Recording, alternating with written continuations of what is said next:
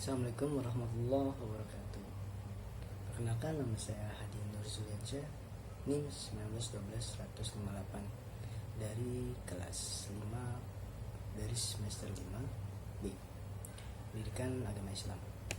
Saya akan menjelaskan tentang komponen-komponen kurikulum. Yang pertama itu komponennya dan tujuan.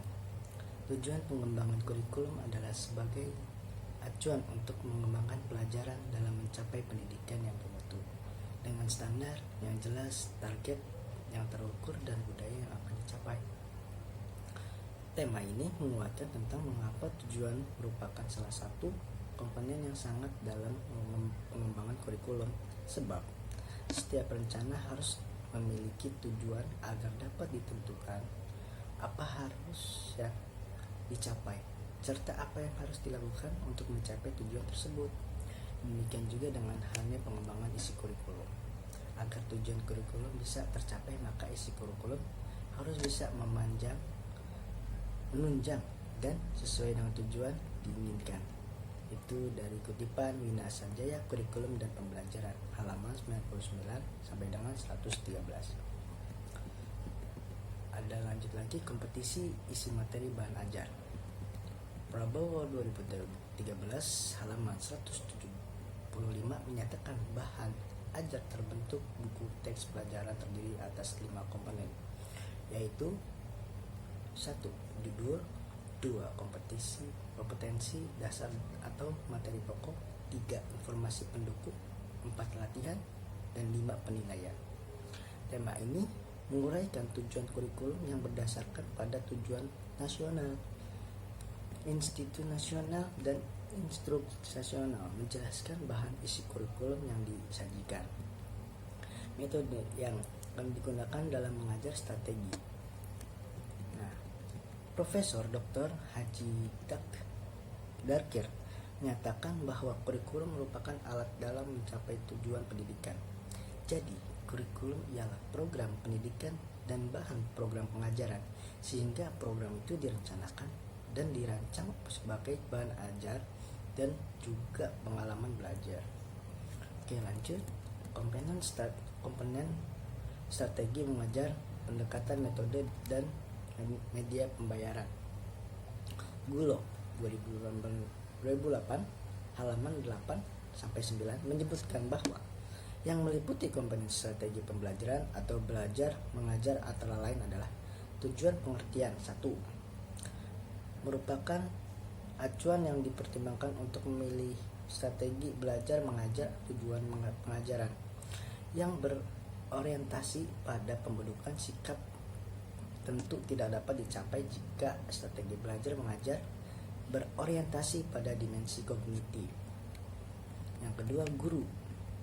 Masing-masing guru dapat berbeda dalam pengalaman, pengetahuan, kemampuan, dan penyajian dan pengatur pelajaran, gaya mengajar, hingga pandangan hidup ataupun wawasannya.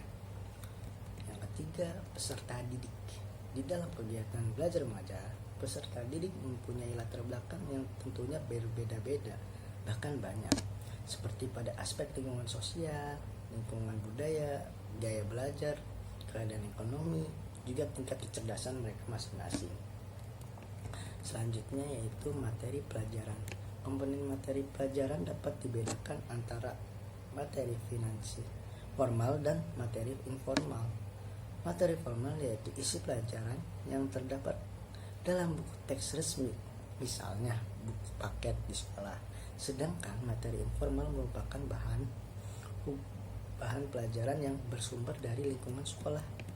Yang bersangkutan komponen ini merupakan salah satu masukan yang sangat perlu dipertimbangkan dalam strategi belajar mengajar.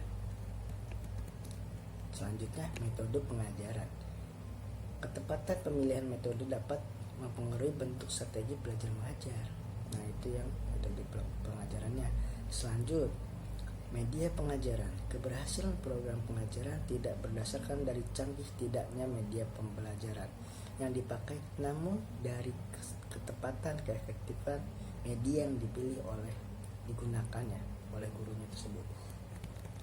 Dan yang terakhir ada faktor administratif dan finansial. Yang termasuk dalam komponen ini antara lain misalnya adalah jadwal pelajaran, kondisi gedung dan ruang untuk belajar, peserta didik dan sejenisnya. Oke, lanjut ke judul selanjutnya, yaitu komponen evaluasi. William A. Mahrens dan Irwin J. Lehman. Menurut William A. Mahrens dan Irwin J. Lehman 1978, pengertian evaluasi adalah suatu proses merencanakan, memperoleh, dan menyediakan informasi yang sangat diperlukan membuat alternatif keputusan.